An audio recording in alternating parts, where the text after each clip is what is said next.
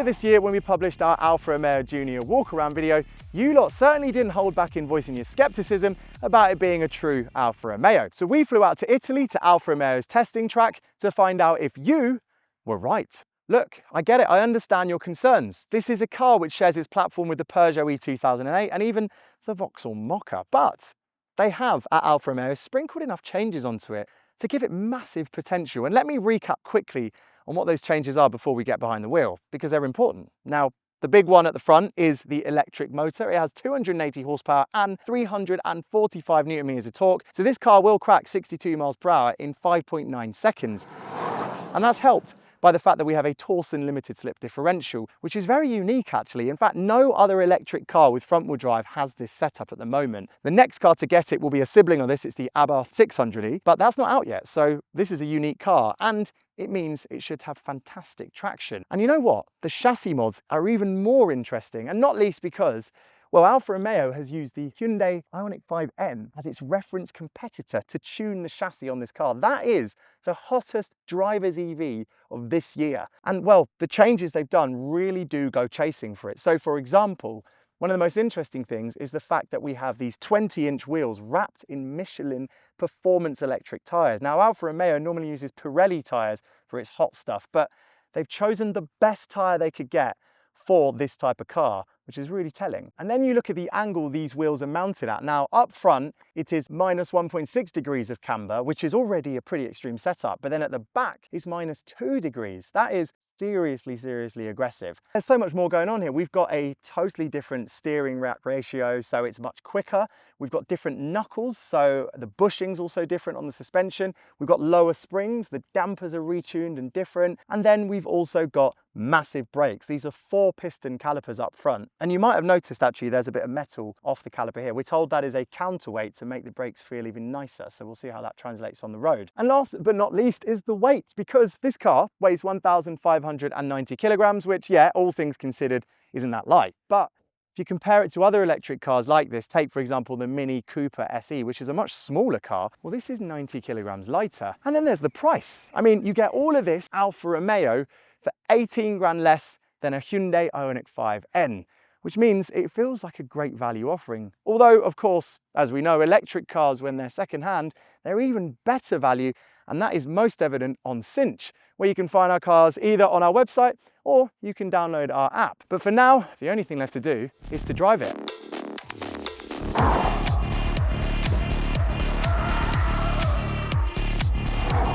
Any comparisons with the Vauxhall Mokka? Well, that's the Mokka.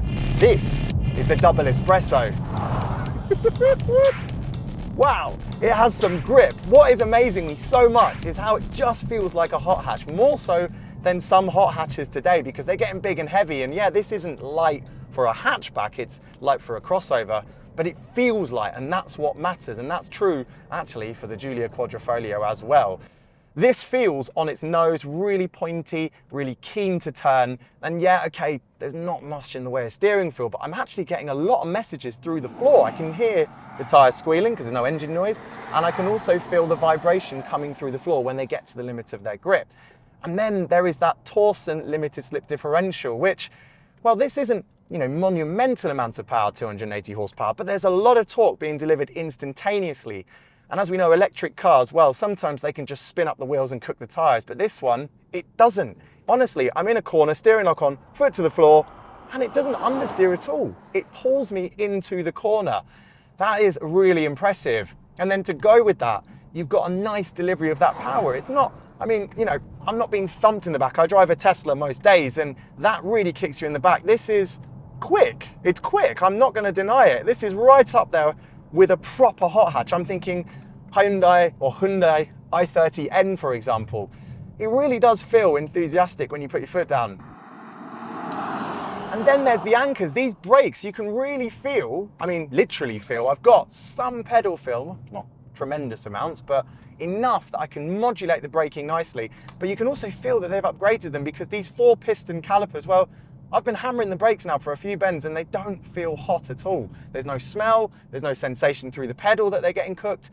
And well, it just feels like it's happy to keep going along. I mean, they said that the Ioniq 5 Hyundai was the reference car when they tested handling and performance on track, and you can feel it, because that car, despite being much heavier, just goes on and on and on track, and this is telling me it will do the same thing. This is an urban focused crossover. Let's talk about the balance though, because as we know, your traditional crossover buyer might not even really consider what that means, but for the Alfisti, people who love driving, well, it matters a lot. So I'll talk you through it. Go into a bend, on the brakes, tip it in, front grips amazingly well. I think the rear wheel's hopping. I'm getting Ford Fiesta ST vibes there. Turning in again, rear wheel feels like it's certainly lifting up, and then the front just grips amazingly. You always feel like the steering wheel is in control, and that's whether you're turning in and you're getting some lift off oversteer, or that's even when you're on the power. Wow, tremendous setup change. I mean, given that this platform is pretty basic on some other cars, they've done a fantastic job when it comes to handling. Now, I was going to talk you through the sensible stuff, but there was a crest there to get through, so sod that, we're going for it. Oh, it moves around a little bit. Do you know what, actually, I should talk about the damping. Now, they've said that the damping, springs, bushes, etc., as I said earlier, are all unique on this Veloce car, and it is well controlled. It does lift a bit over the bumps, it's nearly 1.6 tons, but it doesn't come down and then wallow all over the place. It just settles once and you're good to go, and that matters. God, this traction, it's addictive. Of course, all this on-road performance does come at a slight cost, because even if you're not hammering around a test track, the Junior Veloce can eke out only 215 miles from a full battery, although it will charge from 10 to 80% in 30 minutes on a 100 kilowatt plug. If you want more distance, you'll be better served by the 156 horsepower Junior Elettrica and Speciale models, which trade performance and handling for a more respectable 250 mile range. With the Veloce, the priority is definitely fun. I just don't feel like I have to make any excuses for this car. There are so many models out there in the modern age where we get in and we allow them to not be perfect in some ways, and we maybe subconsciously are comparing them to an older model we've driven, but we don't let ourselves compare it directly to that because of the challenges of safety and weight and etc. But with this car, on this circuit, on this Lengay track, well, it doesn't feel like I'm making any excuses at all. Honestly, this is a genuinely great handling car, and I mean it. Okay, now they're letting us loose on their racetrack. The other one was their proving ground. It simulates roads, it's got bumps and everything. This is where Alfa Romeo develops its high-performance cars for track driving, and the high-performance cars have gone right up to Formula One, back when they competed at that top tier. So we're on an F1 level track in a crossover, mostly intended for people who live in urban areas. Let's see how it handles. Could you theoretically take this on a track day? 3, 2, 1. Feels pretty quick like that. Let's see how the anchors are. Right, hard on the brakes as we turn. Yeah, they're strong and progressive. Oh, lovely. I even got a bit of kick of lift off oversteer and potentially a lifted rear. Properly sideways. I have to admit, I have turned off the traction control. There's no ESC button as far as I can see, but there is a traction control button. I've switched that off. There's no issues with traction as a front, as I mentioned, but I did notice when you get enough of a slip angle on at the rear, so if you go properly hooligan, it does then begin to kick in with the ESC. So for the one or two of you thinking about doing a track day on one of these, if you want to get properly sideways, it will only let you get a little bit sideways, although still a proper laugh. Okay, let's slow it down and see what comfort's like. Here's a speed bump. So it's firm initially, and I mean it's expectedly firm because of course it's got that handling ability, but actually it's not thumpy, and I'd say it's much more comparable with, say, a Puma ST, which is from Ford. It is a quick little crossover, and that can be a bit fidgety at times. I actually think this is less fidgety, but probably relatively similar in terms of firmness over a speed hump. So it's more than usable in town. But then when you find potholes and cracks, as we did a bit earlier, this somehow manages to all of a sudden feel softer. We're on quite a rough surface here, and you can probably hear the coarseness of the road. It's definitely giving me some road noise through these tyres, but it's not in any way rough or firm or fidgety, and that's despite the fact I'm sat in these pretty firm and very supportive race seats. They're effectively well bolstered seats, both on my back and on my legs, so it means I'm held nicely in place through the bends here. In fact, it's really giving me support, now I think about it, in my hips, so the seats are fantastic. But yet, with their firm cushioning, they don't feel uncomfortable. And actually, I think with the compression they're putting in my lower back, on a long journey, I think this car would be quite a comfortable place to sit, so long as you don't drive continuously over paved roads. And it's not just the seats that give you that real driver-centric feeling, it's also the rest of the cabin. The interior, I have to say, is a big difference to the sibling models that we mentioned earlier, including that Vauxhall Mokka, and you really notice it in the way that this screen is angled directly towards the driver. All the buttons in the switchgear are angled up at me, and also this steering wheel as well just feels uniquely Alfa, and it means you've got a great view ahead. Plus, actually, the seating position itself is quite sporty. Now, I am sitting higher. I know I'm in a crossover. I can definitely see over things that in a hatchback I wouldn't be able to see over, but in my immediate surroundings, the car actually wraps around you and it kind of cocoons you into place, so it feels a little bit exotic. And then actually the stuff you use is pretty good. It's not perfect, so take this infotainment assistant for example. It is actually quite quick and reactive, but it's definitely not the most intuitive. But thankfully, if you use Apple CarPlay or Android Auto, it will work wirelessly with that. And then you've got this digital screen ahead of me here. Now, it's in these two binnacles which hark back to Alfa Romeo's, where you had a speedo and a rev counter, and it looks really cool. But then you realise the screen inside is just a rectangle, so it's a bit of a fakery there. But to be fair, the graphics are cool, they're sharp, lots of information. It's nice to use.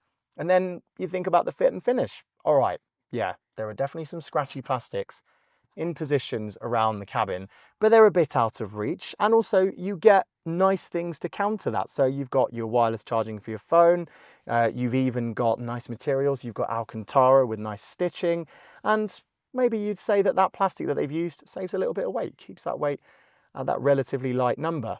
And all right, yes, this isn't the biggest crossover in the world, so storage space is good rather than great up front, but you've got a decent sized glove box, you've got door pockets that are generous enough for keep cups and water bottles, you've got more space down here to store water bottles or whatever drinks you're carrying, and you've even got a bit of storage space under the armrest as well. So it's a usable cabin, and that is slightly true in the back, although I have to admit these lovely front seats do somewhat compromise your space for your knees in the back, because while there is a bit of a shape for you to put your knees into, otherwise they actually jerk out a little bit and probably would dig into your knees. So it's not the greatest, most comfortable five-seater if you're in the back, but actually as a four-seater, it is okay. But of course, what matters just as much as rear space in a crossover is boot space. So let's take a look by opening the boot and using this very helpful button up here.